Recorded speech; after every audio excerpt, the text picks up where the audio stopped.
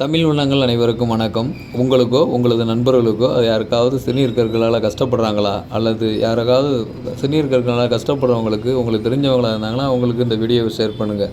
எங்களுக்கு தெரிந்த நண்பர் ஒருத்தர் இந்த சிறுநீர் கற்களால் ரொம்ப அவதிப்பட்டு அங்கிட்ட இங்கிட்ட அலைஞ்சி கடைசியாக போய் கேரளா பக்கத்தில் ஒரு மருத்துவர்கிட்ட, ஆயுர்வேதிக் மருத்துவர்கிட்ட அவங்களுடைய ட்ரீட்மெண்ட்டுகளை சொன்னதை உங்களுக்கு நான் ஷேர் பண்ணுறேன். இதை நல்லா நோட் பண்ணிக்கோங்க. சிறுகன் பீளைப்பூ அல்லது கூளைப்பூ அல்லது பொங்கல் டயத்தில் நம்ம காப்பு கட்டுவோம் இல்லையா, அந்த காப்பு பூ இருக்குல்ல, அதை இந்த செடியை வேரோடு பிடுங்கி மொத்தம் அலசி வேறு பகுதி தண்டு பகுதி எல்லாத்தையும் கட் பண்ணி பூவு இலை எல்லாத்தையும் சேர்த்து போட்டுக்குங்க. அதோட ஒரு கைப்பிடி அளவுக்கு எடுத்துக்கோங்க. 2 மிளகு, மஞ்சள் தூள் அரை கரண்டி, நெரிஞ்சில் முள் பழுத்த நேரத்தில் இருக்கிறத ஒரு 4 எடுத்துக்கோங்க. எல்லாத்தையும் போட்டு மிக்சியில் போட்டு ஒரு அடியாக அடித்து அப்படியே ஒரு சட்டியில் 2 டம்ளர் தண்ணி வைக்கலாம். அல்லது பால் வேணும்னா பால் கூட போட்டுக்கலாம். 2 டம்ளர் தண்ணியாக வச்சு 1 டம்ளர் வத்துற அளவுக்கு வர விட்டு அதை காலை மாலை அந்த வெறும் வயிற்றில் ஒரு 4 மணிக்கு காலையில் ஒரு வெறும் வயிற்றில் அந்த டயத்தில் குடிச்சிட்டு வாங்க.